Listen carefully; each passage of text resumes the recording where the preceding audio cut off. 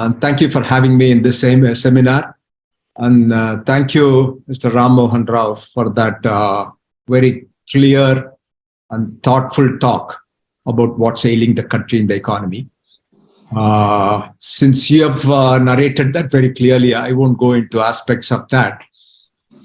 I will look at it from an overall macro perspective and then come down to how some of the challenges of today, and particularly challenges concerning the youth, can be addressed.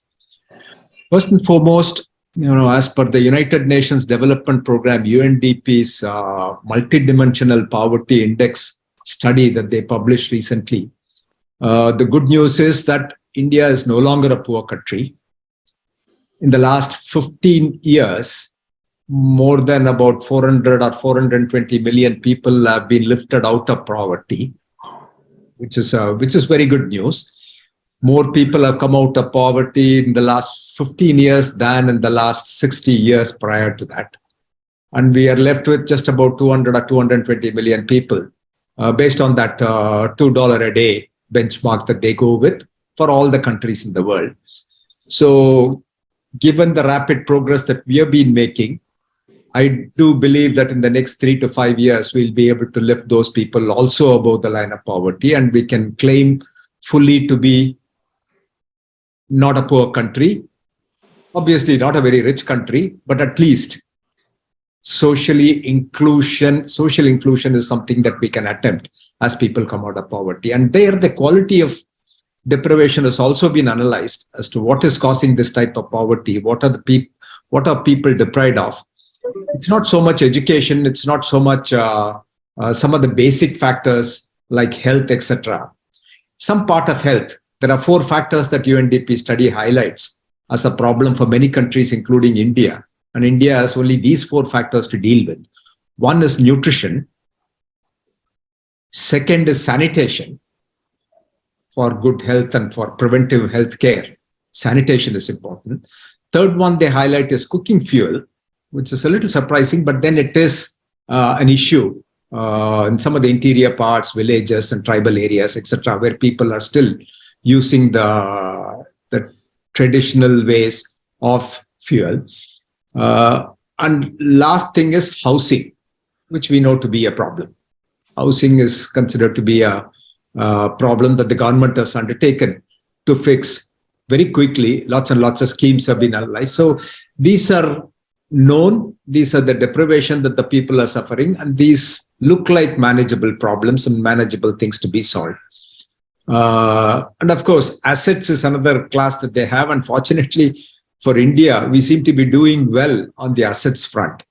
Assets include, more recently, they've included technology assets. Access to communication, access to cell phone, access to mass media is considered as an asset. And that's something that we are doing well as far as India is concerned, because practically everyone has access to internet or to this phone. So given that kind of a situation, we have come out of the bad days and we are looking at some good days ahead as we progress. And one of the principal reasons, in my view, why we are making this kind of a progress is technology. The application of technology, the use of technology, the educational institutions that we have built, and the way the education has been applied for betterment in the technology area is something that is contributing to a better progress, perhaps some higher productivity, etc. For many of the things that you mentioned in terms of leakages, in terms of corruption, in terms of the other factors, I think transparency is extremely important. People should be educated, and everything that happens in society should be as transparent as possible so that individuals can make their judgment and make appropriate choices. So that transparency is something that is beginning to happen with technology, and more specifically internet, and with people having access. Now, one of the key initiatives that people now are talking about is, in a country where we have a lot of elderly people who have not been educated, they may not be numerically literate, they may not know the 3 R's that is considered as the basics for literacy. Is there some way we can make them digitally literate? And if we make them digitally literate, would it be possible for them to help their standard of living or increasing their standard of living? For example, in today, I mean, it's commonplace where vendors are used to using devices for paying, for receiving money. People buy online. People are able to transact business financially using banks and QR codes and all these kinds of devices, which is one form of digital literacy. But there are plenty of other forms of digital literacy also that we can coach our people so that we create a far more inclusive society and they have the ability to question the authority. Power to people, essentially. If you ask the right questions, then people will get challenged and that will lead to corrective action. For that to happen, we need to have information, we need to have data. And if we make a larger population of the country digitally literate, then their ability to question, their ability to understand data, their ability to understand governance will improve. And that's one of the things that we should consider, because this impacts millions and millions of people, almost the entire country. Instead of getting elderly people 40 years, 50 years into a classroom with a blackboard and teaching them alphabets and words and sentences, maybe we should attempt language-based, voice-based devices where they can interact with these technological devices using their ability, their language, their hearing, their senses. Point one. And there, of course, technology can clearly help. So that's as far as the masses are concerned.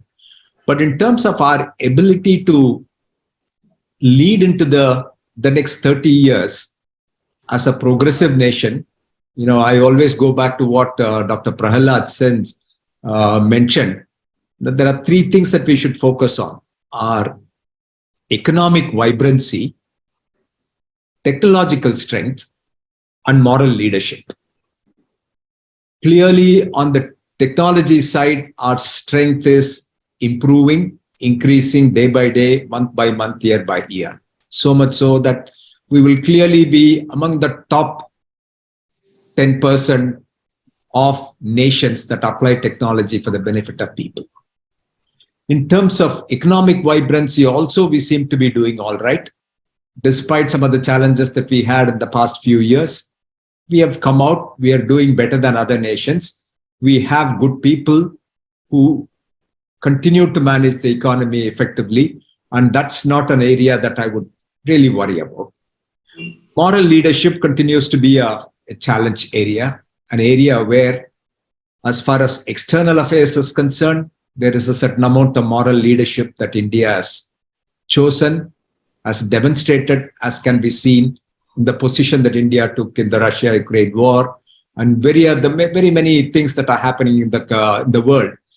Morally, we have been somewhat unbiased, taking a position that is appreciated by both the people within the country as well as outside.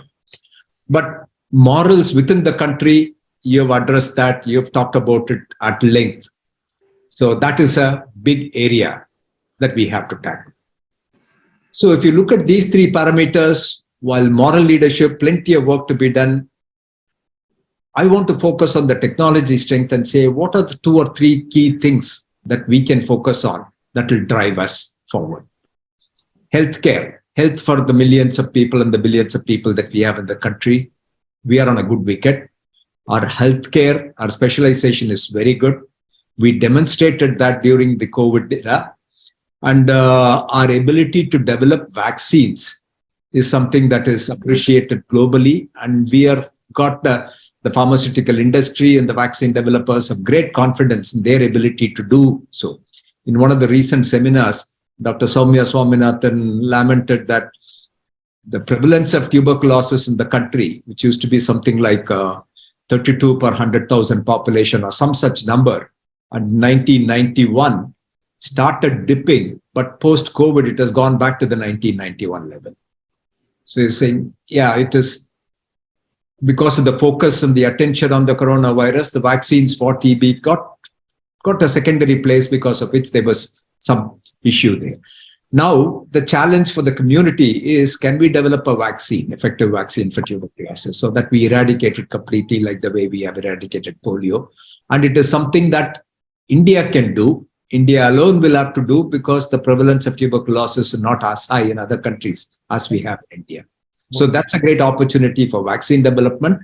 And I do know of companies that are working on this in terms of vaccine development, both for coronavirus and other strains, etc. Seem to be on a reasonably good wicket. 5G in terms of telecom, providing access, providing affordable access to data, information, and communication, good progress compared to where we started with these cell phones. The price of calls, the price of accessing internet, the way we use entertainment being used by literally 1 billion people in the country at an affordable price has come our way. That is very, very fortunate. That can only improve. One of the problems that we will need to address is the power, electricity, which is something that is extremely important. Whether you talk about electric vehicles or battery charging or any of the newer technologies that would provide clean environment and a sustainable environment, electricity is a basic requirement, basic infrastructure where we have been struggling. Our nuclear program is one of those very well thought out nuclear programs, the 3-stage nuclear program enunciated years back by Dr. Homi Bhabha. And I think we have reached the 3rd stage where we have the capability, which talks about thorium-based nuclear power stations. Now, thorium fuel, which is available in abundance in our country. In fact, India has about 60 to 70% of the global reserves of thorium.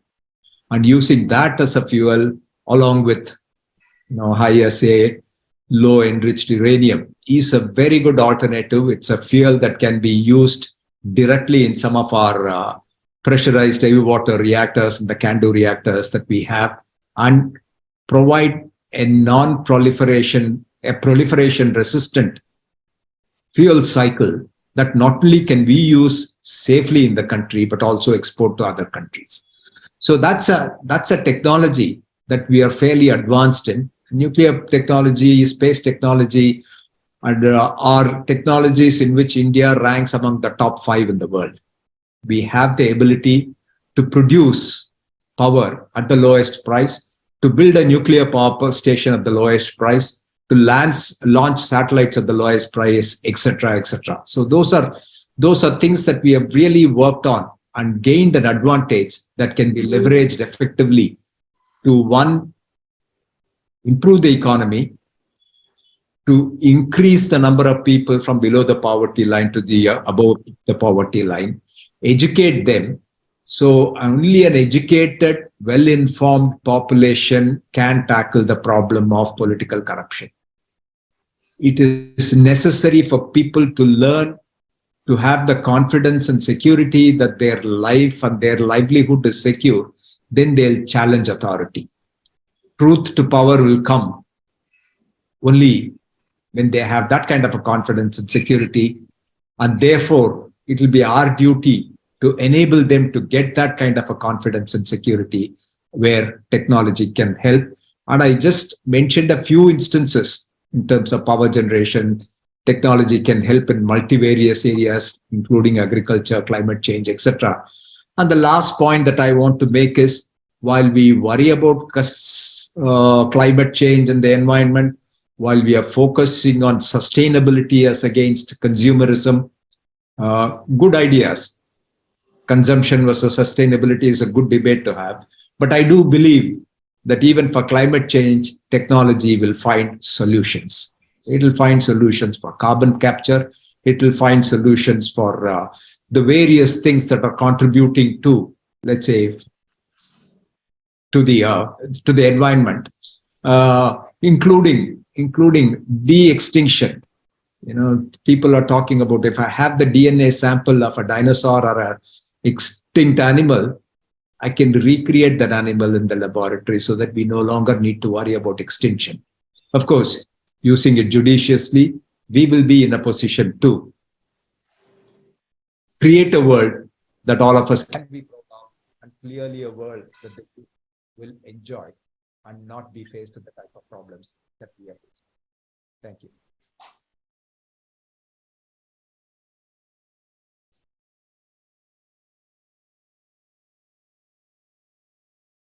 Sir, I think you have gone on mute.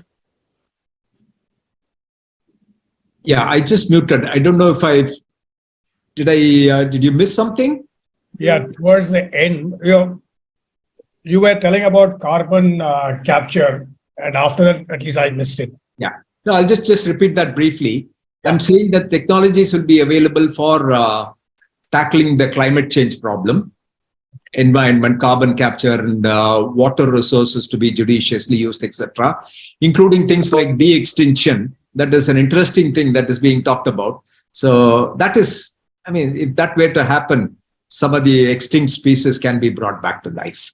So we'll have the world, we'll leave it to the younger generation as we inherited it.